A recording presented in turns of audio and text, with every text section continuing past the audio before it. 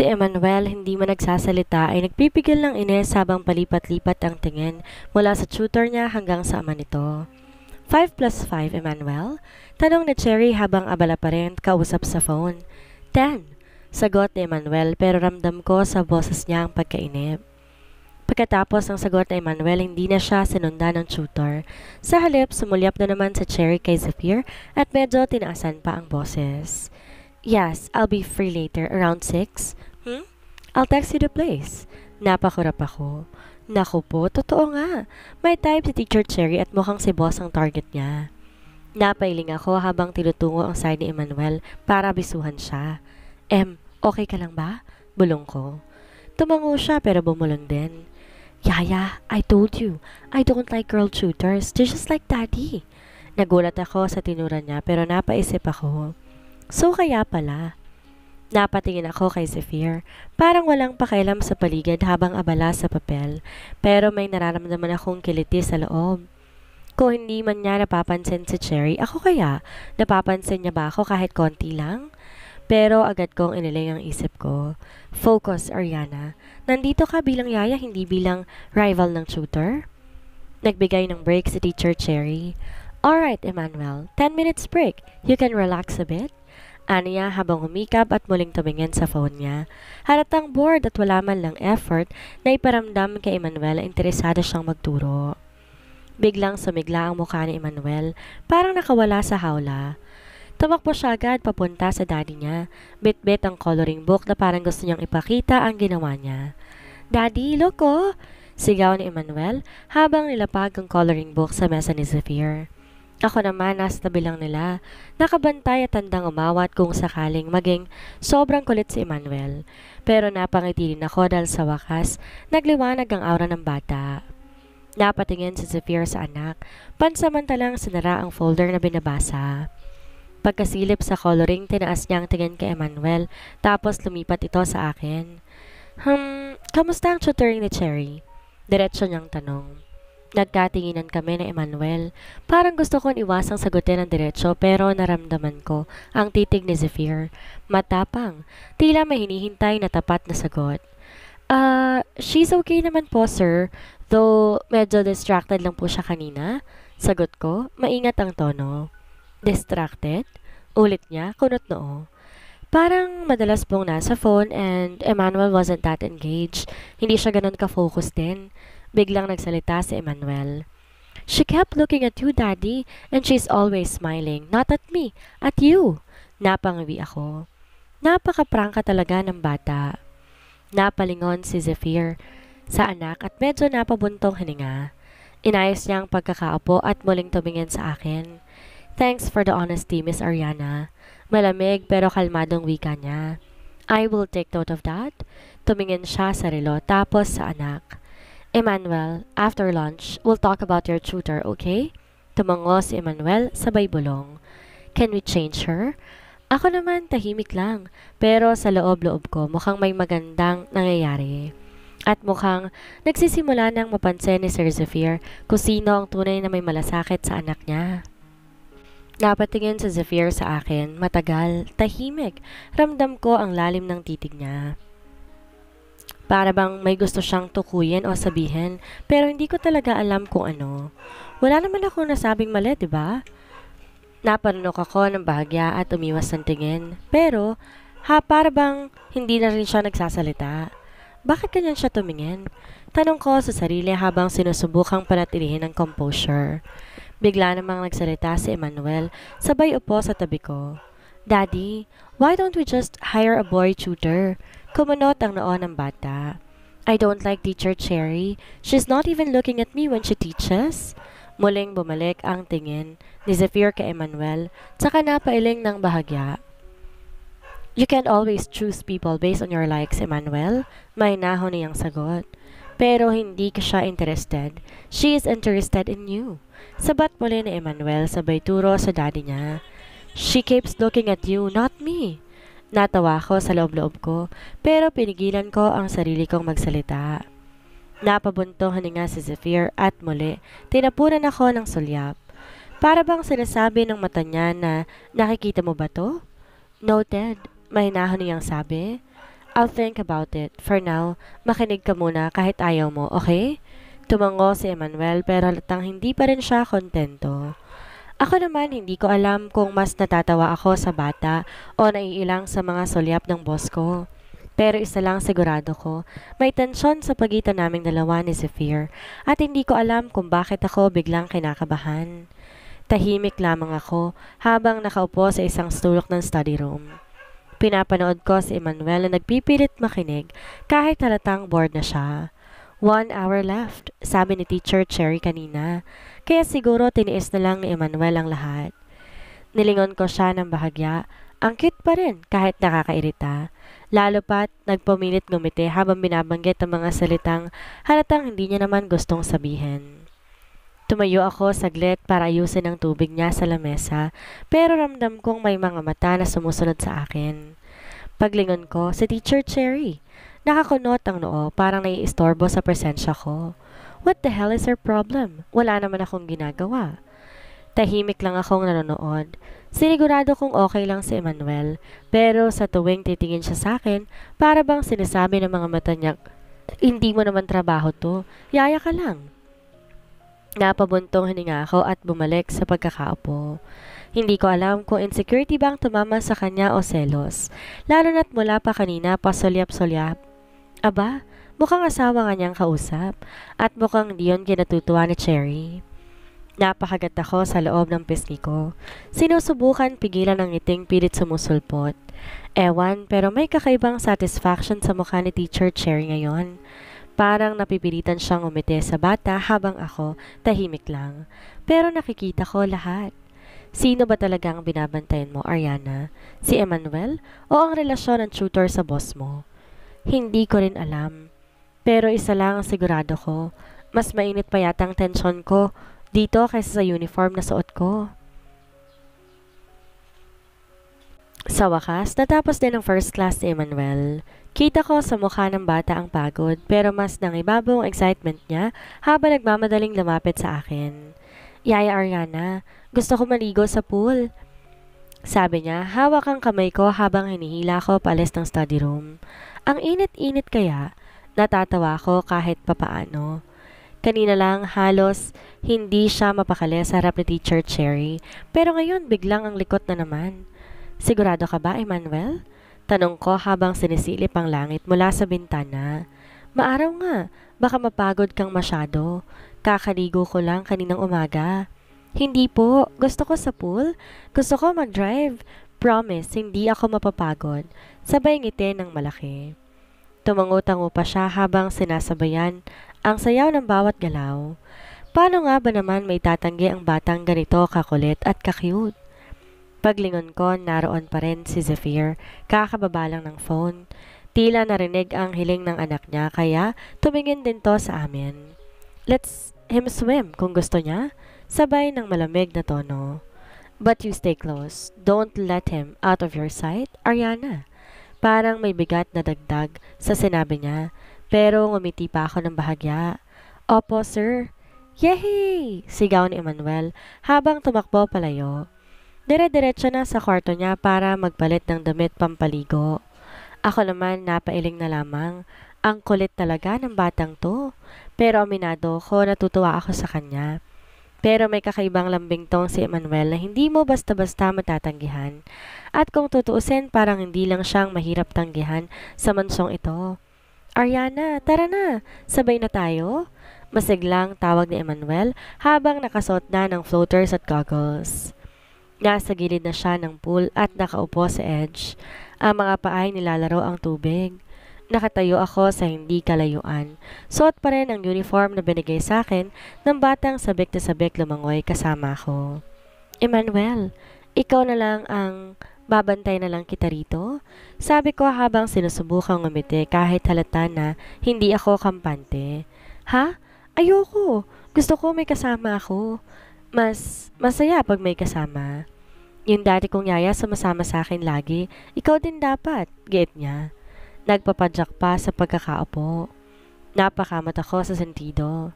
Gusto ko mang pagbigyan siya pero paano? Sa kontratang pinirmahan ko, yung kontrata na hanggang ngayon, iniisip kong sobrang seryoso. May malinaw na nakasulat doon. Bawal ang pagsusuot ng anumang damit na magpapakita ng balat habang nasa loob ng premises ng Madrigal Mansion. At sa hindi ko maintindihang dahilan, parang ang simple o sobrang covered na uniform pa ang pinaka-komportableng damit na kaya kong isuot ngayon. Kahit sobrang init. Emmanuel, bawal eh. Mahinang sabi ko. Hindi ako pwedeng magsuot ng, alam mo na, pang-swimming? Bakit bawal? Kunot noon niyang tanong. Sino nagsabi? Napabuntong hininga ko. Nasa rules yon. Saka tingnan mo naman tong suot ko. Oh. Paano ko lalangoy ng ganito? Biglang natahimik si Emmanuel.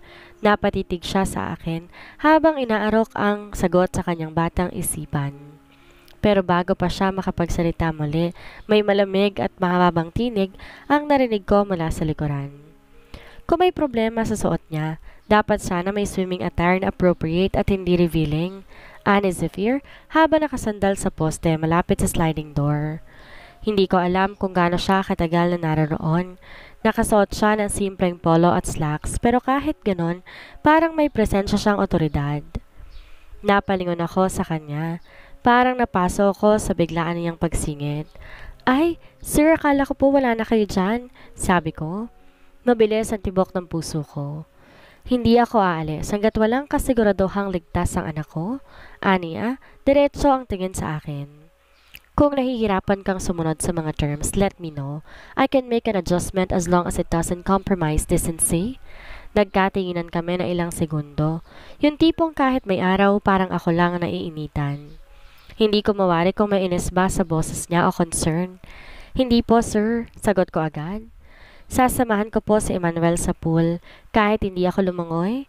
Pagkasabi ko nun, ngumiti na si Emmanuel at muling sumigaw. Yehey! Basta dyan ka lang ha. Ariana, promise hindi kita babasain. Napangiti ako. Promise mo yan ha? Pero habang nakaupo ako sa poolside, ramdam ko pa rin ang matalim pero hindi matindihang titig ni Zephyr. Hindi ko tuloy alam kung talagang concern lamang siya bilang ama o may iba pa siyang binabantayan.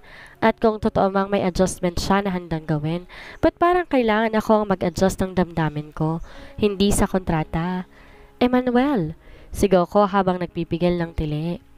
Kasabay ng pagbuhos na malamig na tubig mula sa maliit niyang timba na kinuha niya malapit sa pool. Nakangisi lang siya habang hawak pa ang isang bagong plastic na panalok. Basa na ang laylay ng uniforme kahit pilit kong nilalayo ang sarili ko sa poolside. Nakalusot pa rin ang batang malikot. Bakit mo ako binasa? Tanong ko halos mapatayo sa gulat. Kasi ayaw mong maligo, sagot niya parang proud pa. Sabi mo kanina, huwag akong babasain. Di ako na lang ang babasa sa'yo. Napabuntong hininga ako habang tinitingnan ang medyo basang damit ko. Kumapit na ang uniforme sa katawan ko at lalong hindi ako komportable. Mamaya na ako magbibihis, sabi ko. Kailangan mong tumupad sa promise mo, di ba? Okay, basta pagkatapos ito maglalaro tayo ng video game. Ani Emmanuel habang lumalangoy-langoy, parang walang nangyari. Yung racing game ha? Sasabihin ko kay daddy na iset up na. Napailing ako pero sa totoo lang natatawa rin ako sa likod ng inis. Bata nga naman. Minsan hindi mo alam kung may inis ka ba o mahuhulog ang loob mo. Mabilis siyang makahanap ng paraan para ilapit ka sa kanya kahit walang pahintulot. Napansin ko rin si Zephyr sa di kalayuan. Nakasandal siya sa poste. Hawak ang cellphone pero nakatingin sa direksyon namin. Sa akin. Sa loob-loob ko, naku, nakita niya yata ako nung binasa ni Emmanuel. Paano na to? Pero wala siyang sinabi. Nanatili siyang tahimik pero ramdam ko nakita niya ang lahat. Mas lalo kong hindi mapakali at mas lalong hindi ko alam kung sa basang damit ba ako naiilang o sa mga titig ni Zephyr na parang binabasa ang bawat kilos ko. Ariana, sigaw ulit ni Emmanuel. Maghanda ka na, talo ka sa game mamaya. Napangiti ako. Oo na, sige na. Basta wag lang niyang sabihin sa tatay niya na ako ang tatalo sa kanya. Baka pati puso ko matalo rin sa tatay niya. Ariana's POV. Pagkatapos na mahabang kulitan, Sa pool, sa wakas, umahon na rin si Emmanuel. Medyo namumula ng balat niya talatang pagod sa kakalangoy at kakabuhos sa tubig ng ulan sa akin. Ariana, game time na! Sigaw niya habang tumatakbo papasok sa mansyon. Basa pa ang buhok at may ngisi sa labi. Hintayin mo muna, kailangan mo magpalit ng damit. Sagot ko habang sinusundan siya. Mamaya ka na mag-video game. Pinatuyo ko siya ng tuwalya at pinasuot ko ang komportableng pambahay niyang shorts at puting sando. Medyo nangungulit pa siya habang sinusuotan ko siya pero hindi ko siya pinatulan. Baka kung saan pa mapunta ang kwentuhan namin. Tapos ka na, sabi ko. Ngayon ikaw naman na maghintay. Magpapalit lang ako ng damit. Binasa mo kasi ako kanina, 'di ba? Sabay irap ko na lang sa kanya na sinabayan niya ng tawa. Pumasok ako sa silid ko. Sinarado ang pinto at dumiretso sa banyo. Ang init sa balat ng basang uniforme ko, kaya nagdesisyon akong mabilis na mag-shower ulit. Mabilis lang para maalis ang init at lagkit. Pagkalabas ko ng banyo, nakatapis lang ako ng tuwalya. Nagtutuyo ng buhok gamit ang isa pang malit na tuwalya. Diretso ko sa kama ko saan iniwan ang damit ko. Pajama, lumang t-shirt, underwear. Pero, napatras ako sa gulat. Asa na yung damit ko? Wala, as in wala. Nanginginig pa ang balat ko sa lamig ng aircon pero mas nanginginig ang laman ko sa kaba at inis. Tiningnan ko ang sahig, ang upuan, ilalim ng kama. Then I heard it, tumatawa. Parang pamilyar ang hagikik. Ariana! Oh no! Pagsilip ko sa pintuan, ayun na, si Emmanuel, tumatawa. Hawak-hawak na lahat ng damit ko, nakalagay sa isang pile. Kitang-kita pa ang pastel pink ko na bra na nakapatong sa ibabaw. Emmanuel! Sigaw ko, hawak-hawak pa rin ang tuwalya sa katawan habang mabilis akong lumabas at hinahabol siya. Ibalik mo yan, hindi yan laruan? Pero tumatawa lang siya habang tumatakbo. Parang hinahabol ng multo. Tuloy-tuloy papunta sa game room. Daddy! Sigaw niya habang sumisilip sa pinto ng silid nila. Si Ariana gusto akong saktan? Tingnan mo, gusto niyang kunin to. Pagsilip ko sa loob ng silid, halos lumuwa ang mata ko. Nasa loob si Zephyr, nakaupo sa isang leather chair. Hawak ang tablet at may papel sa tabi. Nakatingin sa anak niya. Tapos sa hawak nito at sa akin. Nakatapis lang ako. Literal, tuwalya lang. Hawak-hawak ni Emmanuel ang bra ko, panty at t-shirt. Napanunok ako, para akong ipinako sa lugar. Emmanuel? Malamig na sabi ni Zephyr. Ibalik mo na yan kay Ariana. Pero daddy, diba sabi mo bawal magnakaw? Siya kasi ayaw pa maligo kanina tapos ngayon gusto ko lang... Emmanuel, ulit ni Zephyr. Mas madiin na ang tono.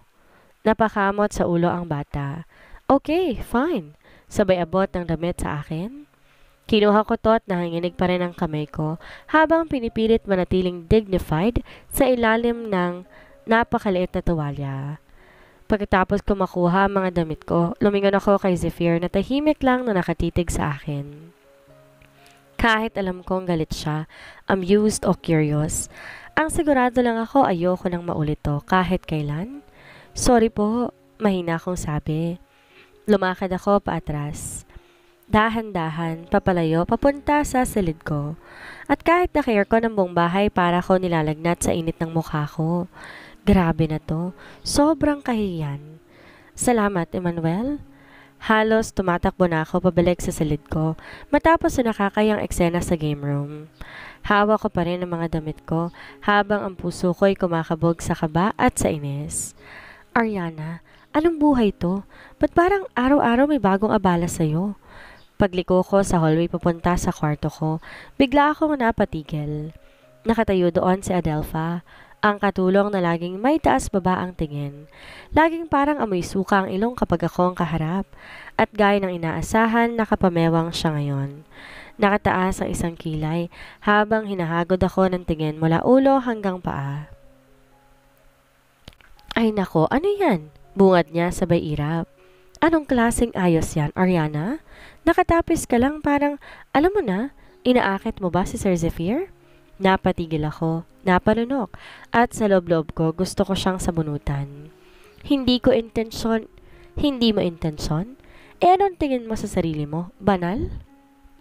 Nakatapis ka lang, tapos palakad-lakad ka sa hallway. Sigurado ko nakita ka na ni sir. Kung asawa niya ako, pinaalis na kita.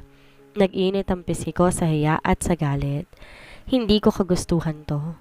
Binasa ako ni Emmanuel kaya, aba, sinisisi mo pa ang bata? Marunong ka rin magpalusot ha? Ang cute naman ng drama mo, pero mag-ingat ka. Baka hindi ka na umabot ng 1 linggo rito. Kapag nalaman ng asawa ni Sir Zephyr yan, yari ka. Baka ipacheck ang maleta mo paalis. Nanigas ang katawan ko. Asawa? Oo nga pala.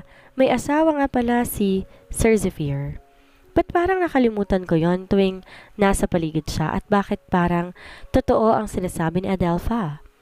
Nakaramdam ako ng takot. Paano kung malaman nga ito ng asawa niya?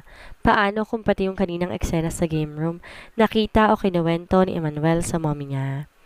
Wala akong ginagawang masama. Matapang kong sabi kahit nanginginig ang boses ko. Nagtrabaho lang ako dito.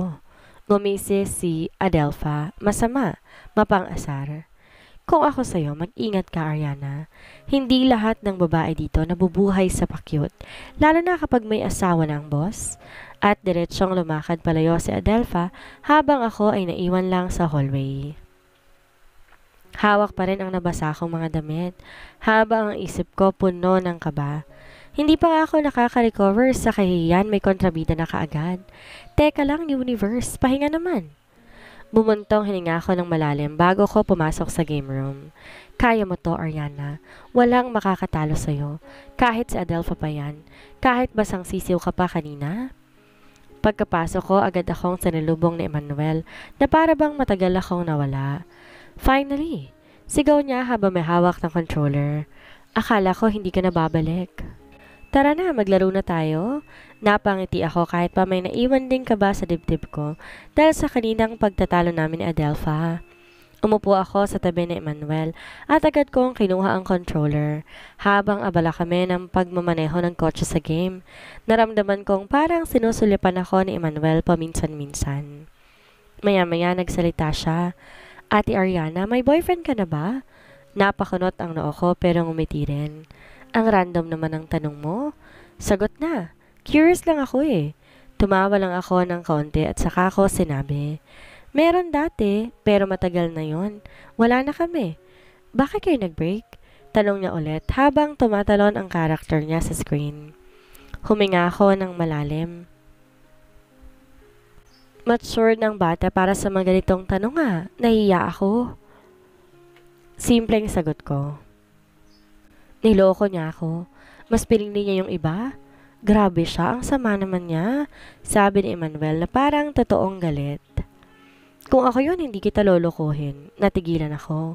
Hindi ko alam kung matatawa ako o ma-appreciate yung sinabi niya. Ang cute talaga niya minsan. Salamat, sabi ko habang napapangiti.